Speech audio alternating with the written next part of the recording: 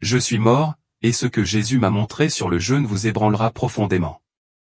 Pendant des années, j'ai pensé que le jeûne n'était qu'une discipline spirituelle, mais lorsque je me suis tenu devant Jésus, il a révélé la puissance cachée qui se cache derrière ce jeûne. Ce que j'ai vu au paradis a tout changé. Si vous pensez que le jeûne n'est pas important, vous devez entendre ceci. Voici mon histoire.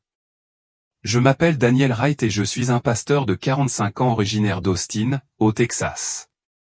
J'ai passé la majeure partie de ma vie à servir dans le ministère, à diriger une congrégation grandissante et à enseigner aux autres le pouvoir de la prière, de l'adoration et de la foi.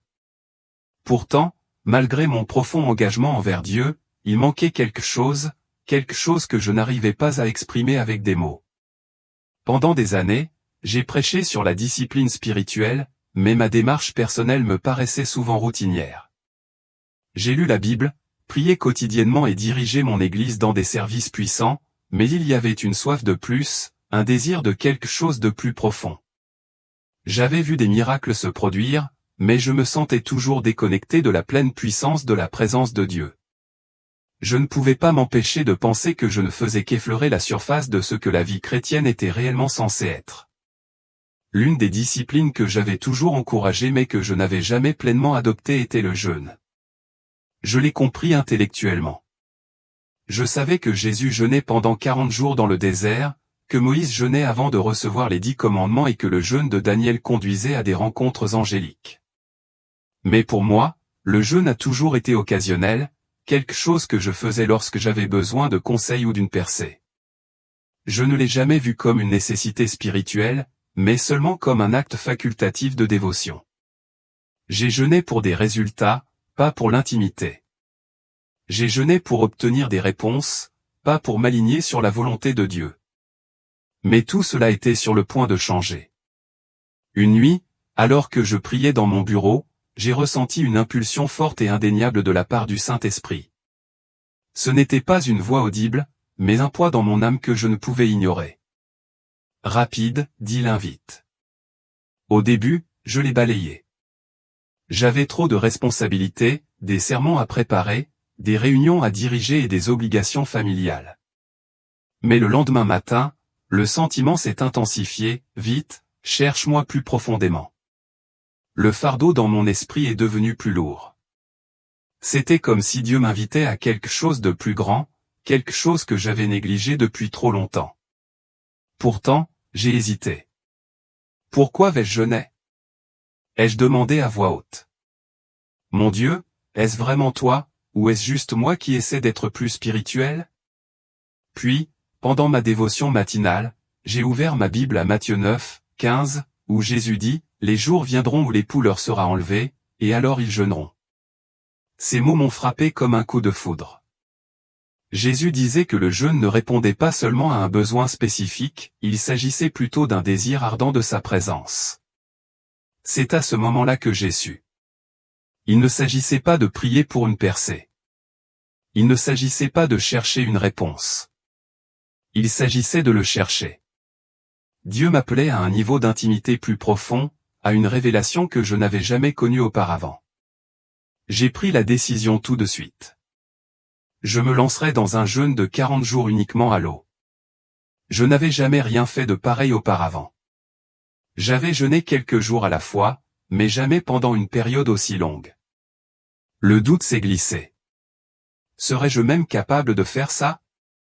Mon corps serait-il capable de le supporter? Et si je devenais faible? Malgré mes craintes, je me suis engagé. Les premiers jours ont été difficiles. J'ai lutté contre la faim, la fatigue et les distractions. Mon esprit revenait sans cesse à la nourriture, aux horaires et aux responsabilités. Mais au fil des jours, j'ai remarqué quelque chose d'étrange. Ma faim a commencé à s'estomper, et à sa place est apparue une nouvelle sorte de faim, une faim de la présence de Dieu. C'était comme si le jeûne éliminait le bruit spirituel, me permettant de l'entendre plus clairement que jamais. Je n'avais aucune idée que j'étais sur le point de vivre quelque chose qui changerait à jamais ma compréhension du jeûne, du combat spirituel et du domaine surnaturel. Je ne savais pas que j'étais sur le point de mourir et de revenir avec un message directement venant de Jésus lui-même. C'était le 9e jour de mon jeûne hydrique de 40 jours, et je ne m'étais jamais senti aussi spirituellement conscient. La faim s'était estompée, remplacée par une clarté d'esprit inhabituelle et un profond sentiment de paix. Je me suis réveillé ce matin-là avec une urgence inexplicable dans mon esprit, comme si quelque chose de monumental était sur le point de se produire. J'avais prévu de passer la journée dans la solitude et la prière, mais vers le milieu de la matinée, j'ai reçu un appel d'un membre de l'Église dont la femme était tombée gravement malade. Il était désespéré et implorait la prière et le soutien à l'hôpital. Même si j'avais évité les distractions, j'ai ressenti un puissant coup de pouce du Saint-Esprit pour y aller. J'ai attrapé ma Bible, je suis monté dans ma voiture et je me suis dirigé vers l'hôpital. Les routes étaient calmes, le soleil projetant une lueur dorée sur le paysage du début de l'automne d'Austin. J'ai chuchoté des prières dans ma barbe, préparant mon cœur. Mais alors que j'approchais d'une intersection, j'ai remarqué que quelque chose n'allait pas. Un gros camion fonçait vers moi depuis la gauche, brûlant le feu rouge. Je n'ai pas eu le temps de réagir. L'impact a été violent. Le bruit du métal froissé et du verre brisé a rempli mes oreilles. Mon corps s'est avancé brusquement, puis tout est devenu noir. Pendant un instant, il n'y eut rien. Aucune douleur, aucun son, aucune pensée. Et puis je me suis réveillé hors de mon corps. J'ai plané au-dessus de la scène de l'accident, ressentant un étrange détachement de ma forme physique. Je pouvais tout voir avec une parfaite clarté, l'épave tordue de ma voiture, le chauffeur du camion qui composait frénétiquement son téléphone, les passants se précipitant pour aider. J'ai vu mon propre corps, mou et sans vie, contre le pare-brise brisé, du sang coulant d'une profonde entaille sur mon front, ma poitrine bougeant à peine. Quelques secondes plus tard, j'ai vu les ambulanciers arriver. Leur urgence était indéniable. Ils ont retiré mon corps de l'épave et m'ont déposé sur le trottoir. L'un d'eux a vérifié mon pouls et a immédiatement commencé la RCP. Il est en arrêt cardiaque, a crié l'un d'eux. Pas de pouls. J'aurais dû paniquer. J'aurais dû ressentir de la peur. Mais au lieu de cela, j'étais complètement en paix. J'ai réalisé que je pouvais entendre les pensées des gens. Je pouvais ressentir la culpabilité du chauffeur du camion, le désespoir des ambulanciers, les prières d'une femme qui regardait de l'autre côté de la rue. Et puis tout autour de moi a commencé à s'effacer. Une force puissante a commencé à me tirer vers le haut, m'entraînant dans un royaume au-delà du temps et de l'espace. Un brillant tunnel de lumière est apparu devant moi, s'étendant sans fin dans les cieux.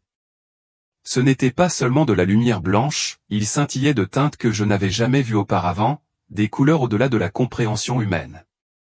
Je me sentais monter sans effort, comme si j'étais porté par une force invisible. À chaque instant, la présence de Dieu devenait plus tangible.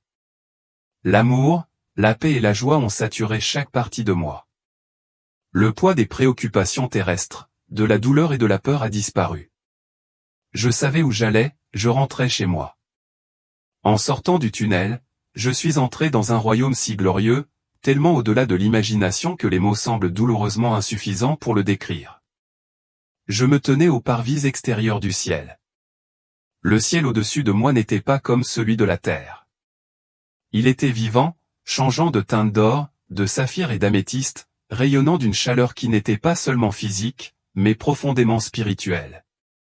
L'air lui-même était rempli de musique, non pas jouée par des instruments, mais tissée dans le tissu même de l'atmosphère.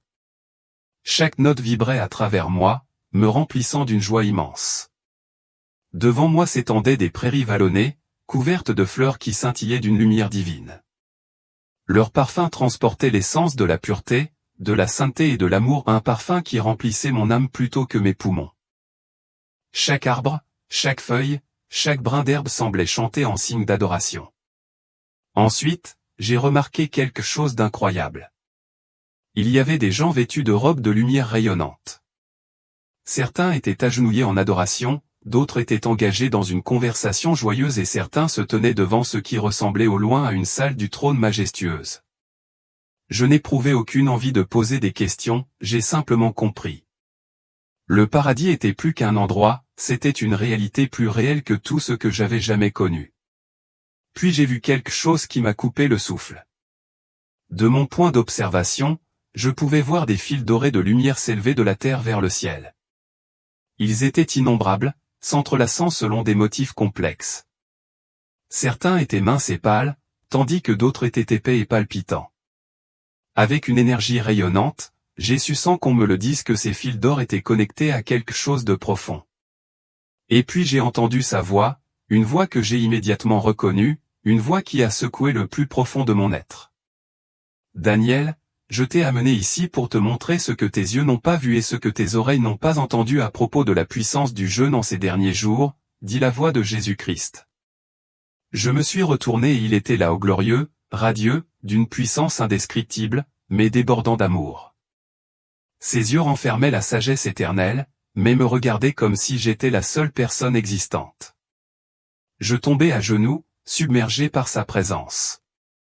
J'avais connu Jésus toute ma vie, mais à ce moment-là, je l'ai vraiment connu.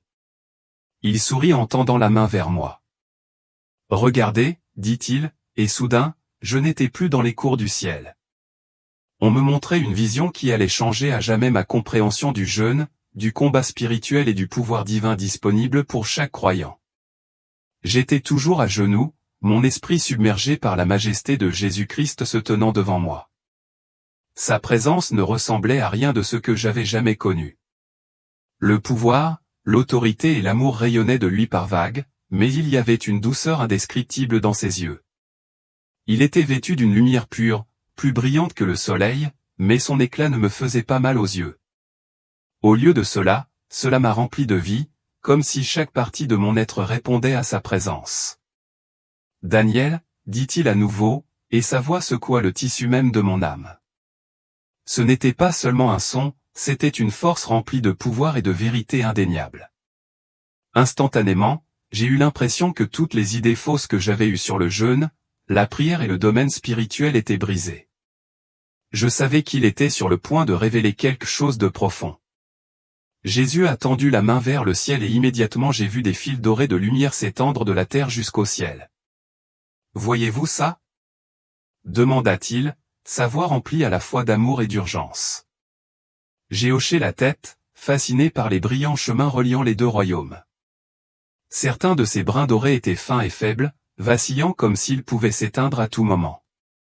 D'autres étaient forts, vibrants et palpitaient d'énergie divine, reliant la terre au ciel comme des ponts de pouvoir. Ce sont les prières et les jeûnes de mon peuple, a expliqué Jésus. Le jeûne crée une connexion directe entre le ciel et la terre, ouvrant des portails pour ma présence, mon pouvoir et mon intervention. J'étais abasourdi. J'avais toujours considéré le jeûne comme un simple acte d'abnégation, mais Jésus me montrait que c'était bien plus que cela. La plupart de mes enfants ne comprennent pas le pouvoir que j'ai placé dans le jeûne, a-t-il poursuivi. Ils le traitent comme un devoir religieux plutôt que comme une stratégie divine.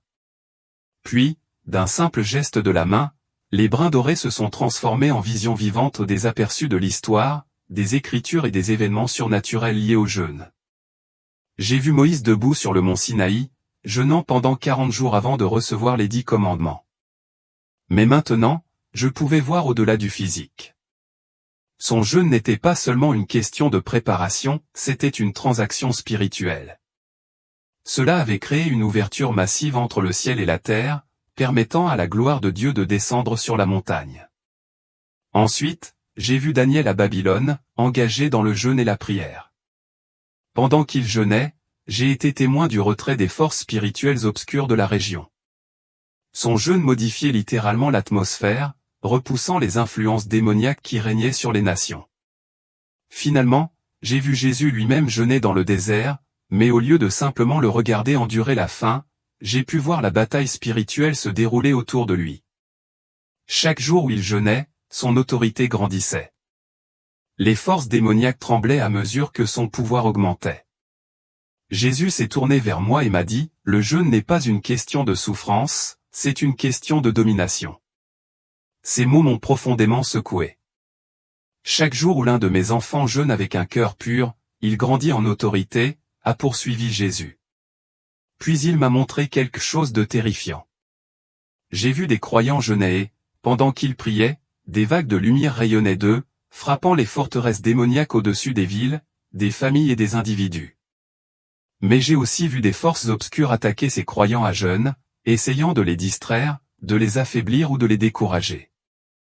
Certains chrétiens ont abandonné trop tôt et j'ai vu leur fil d'or disparaître. D'autres ont persisté et leur jeûne a brisé les chaînes, libéré la guérison et apporté la renaissance. C'est pourquoi l'ennemi combat tant en jeûnant, a dit Jésus. Satan sait que lorsque mes enfants jeûnent, ils s'engagent dans un combat spirituel au plus haut niveau. Ils deviennent dangereux pour le royaume des ténèbres. J'ai vu un homme, s'accrochant à peine à son jeûne, le briser soudainement et, en un instant, ses prières ont débloqué la guérison dans sa famille, brisé l'oppression démoniaque et changé le destin de ses enfants.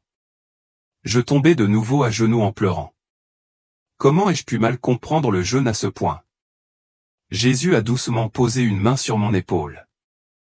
Beaucoup de mes gens jeûnent seulement lorsqu'ils veulent quelque chose, mais le vrai jeûne, c'est s'aligner sur le ciel. C'est s'associer à ma volonté. Jésus a alors tendu son autre main et j'ai vu des églises entières, des villes et des nations jeûner ensemble. Regardez ce qui se passe lorsque mon peuple jeûne ensemble, a-t-il déclaré. J'ai vu un groupe de croyants pratiquer une profonde intercession et jeûner. Leurs prières se sont combinées, créant une tempête spirituelle massive, repoussant l'oppression démoniaque sur des villes entières. J'ai vu des réveils éclater, des gens libérés et des guérisons miraculeuses. Lorsque mon Église jeûne ensemble, elle libère un pouvoir qui peut déplacer des régions entières.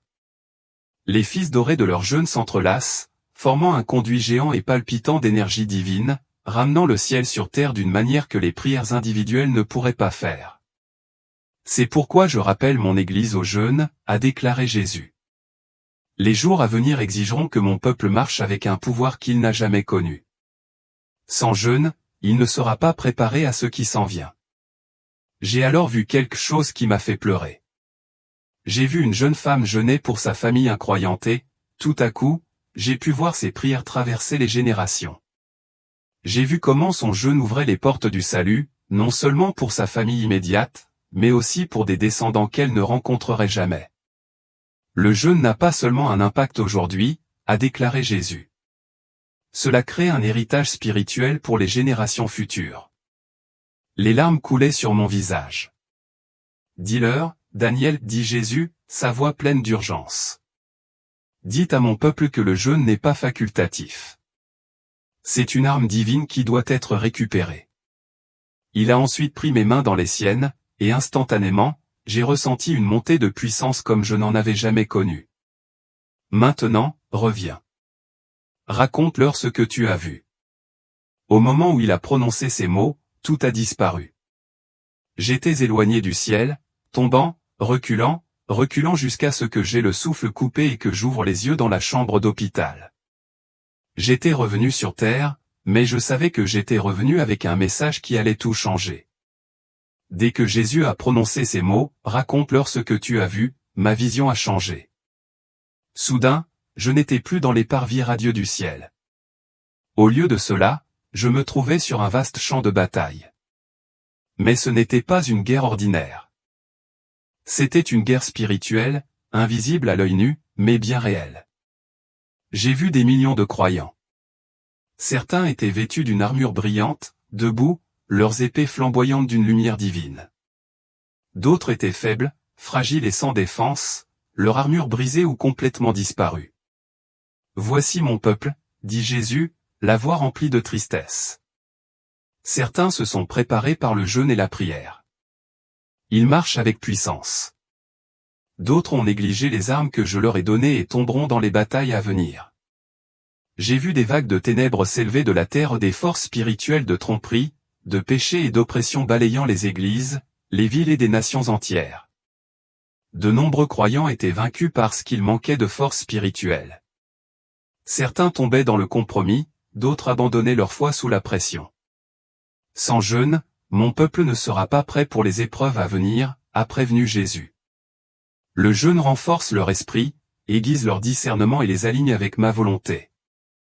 Les jours à venir nécessiteront un niveau de puissance spirituelle que beaucoup n'ont pas encore atteint. La vision a encore changé. J'ai vu un monde en pleine tourmente, instabilité économique, nations en conflit, montée de la tromperie et persécution croissante des croyants. J'ai vu des églises divisées, des chefs spirituels tomber et beaucoup se perdre parce qu'ils comptaient sur leur propre force plutôt que sur la puissance surnaturelle de Dieu. Seuls ceux qui ont appris à jeûner et à prier supporteront ces moments avec une foi inébranlable, a déclaré Jésus. Le jeûne n'est pas une option pour mon peuple. Il est essentiel pour ce qui s'en vient. Cela m'a profondément secoué. J'ai vu beaucoup de croyants jeûner, mais leur jeûne était creux. Ils jeûnaient par obligation, par fierté religieuse ou pour être vus par les autres.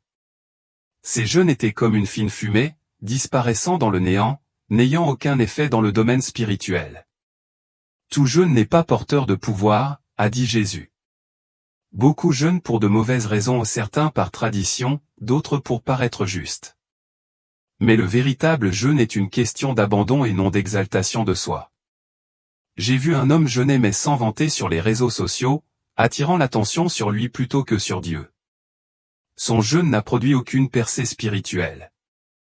Puis j'ai vu une femme jeûner par culpabilité, croyant qu'elle pouvait gagner la faveur de Dieu grâce à sa souffrance. Mais Jésus secoua la tête. Le jeûne ne consiste pas à gagner mon amour. Il s'agit de s'aligner avec moi. Mais ensuite j'ai vu un autre type de jeûne. Les croyants jeûnent en secret avec humilité et une profonde faim de Dieu. Leur jeûne était comme des fleuves de lumière, déchirant les ténèbres, libérant leur pouvoir sur leur famille, leurs églises et leurs communautés. Le jeûne qui fait bouger le ciel se fait avec un cœur pur, a expliqué Jésus. C'est le jeûne qui me cherche, pas le gain personnel. Puis j'ai vu la réalité cachée du jeûne, ce qui se passe dans le monde invisible lorsqu'un croyant jeûne. Jésus montra du doigt et je vis un homme agenouillé en prière, plongé dans son jeûne. Mais autour de lui, des esprits démoniaques tournaient en rond, lui murmurant des mensonges, « Tu perds ton temps. Tu es trop faible. Mangez simplement. Ça ne marche pas. » Certains croyants ont écouté ces mensonges et ont rompu leur jeûne prématurément. D'autres ont réussi à passer, leur détermination faisant fuir les démons. Satan déteste le jeûne, dit Jésus d'une voix pleine d'autorité. Parce que lorsque mon peuple jeûne, il reprend ce que l'ennemi a volé. Il marche avec pouvoir. Il brise les chaînes. Il libère ma volonté sur terre. J'ai vu des croyants à jeûne vêtus d'armure dorée, leurs prières se transformant en flèches enflammées qui frappaient l'ennemi avec précision et force. C'est pourquoi beaucoup ont du mal à jeûner, a poursuivi Jésus. L'ennemi leur résiste parce qu'il sait ce que le jeûne fait dans le domaine spirituel. J'ai vu une femme jeûner pour son fils prodigue. Au début, rien ne semblait se produire, mais alors qu'elle continuait, j'ai vu les chaînes se briser dans son esprit. L'ennemi a perdu son emprise et le cœur du fils s'est adouci envers Dieu.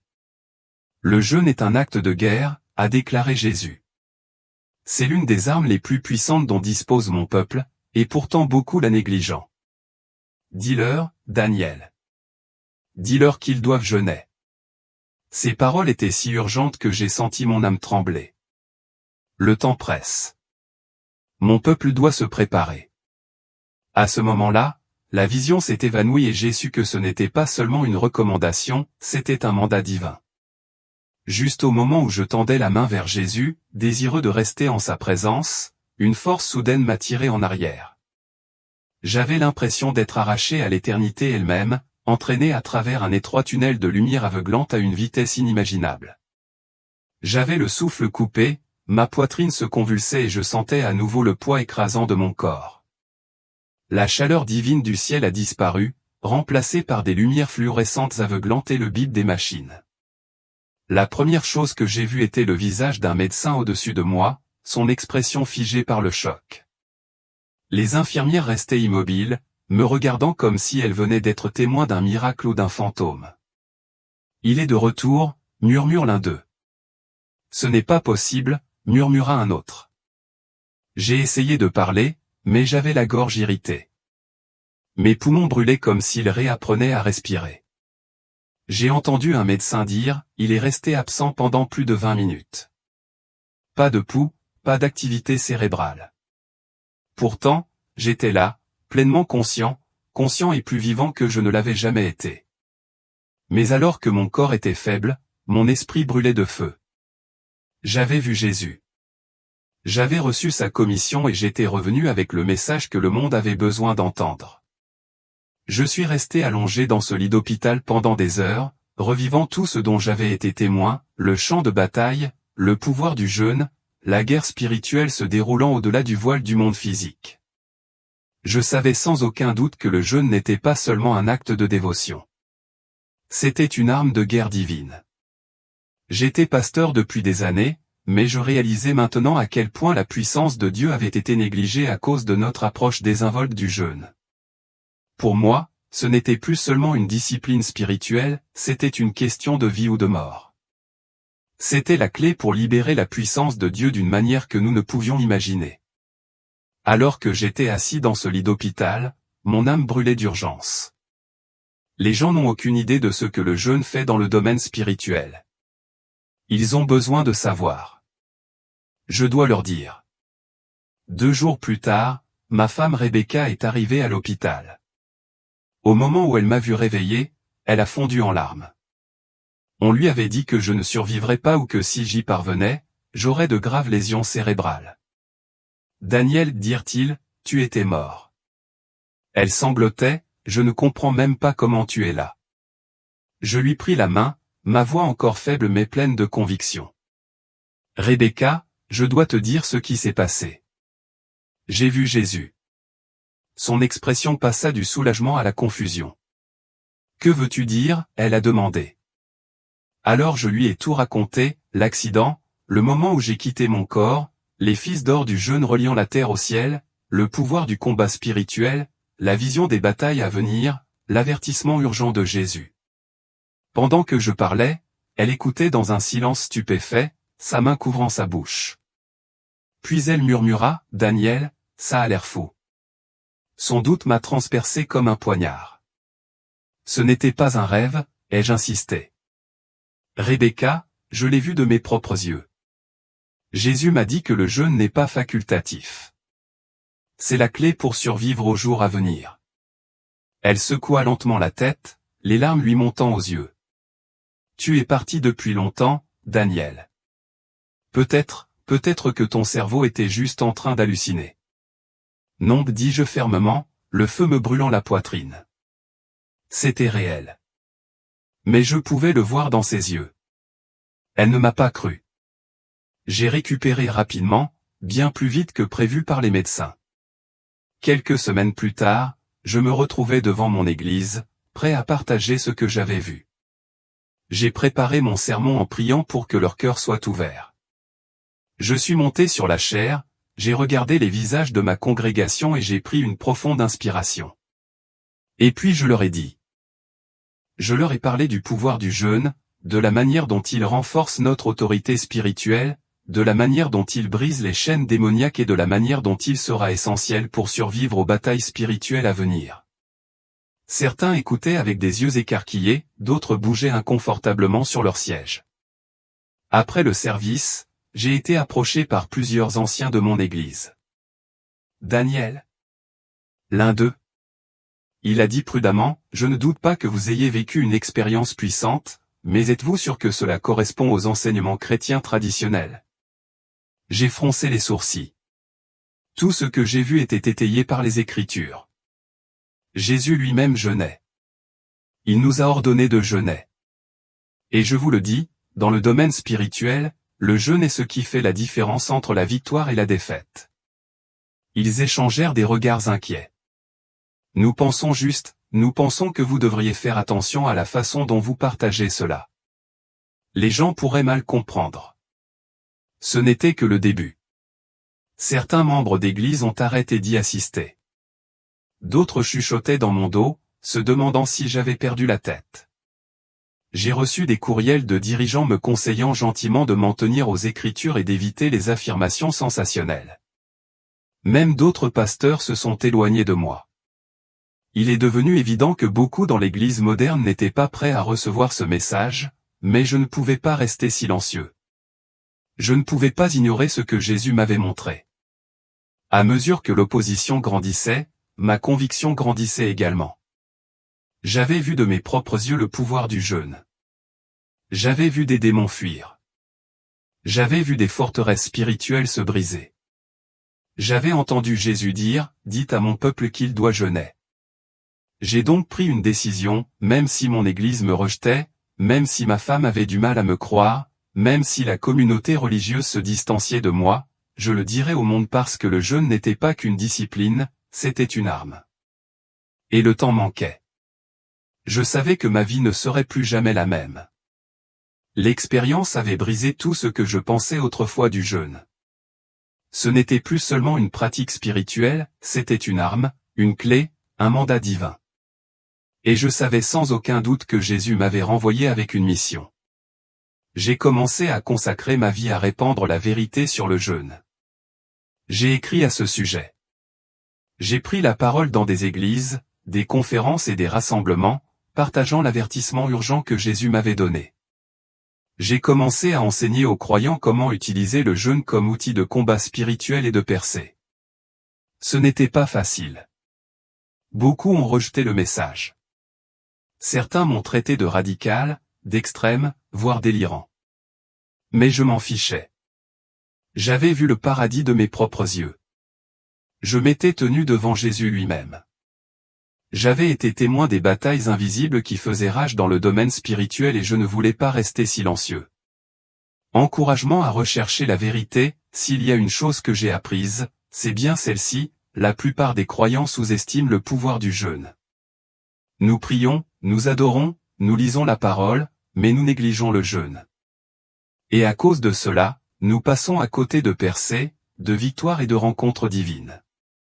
Jésus appelle son peuple à revenir au jeûne, non pas comme un devoir religieux mais comme une arme.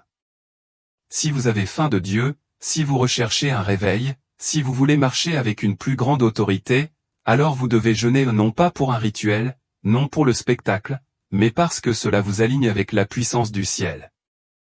Les batailles à venir nécessiteront des croyants spirituellement forts, profondément connectés à Dieu et préparés à la guerre.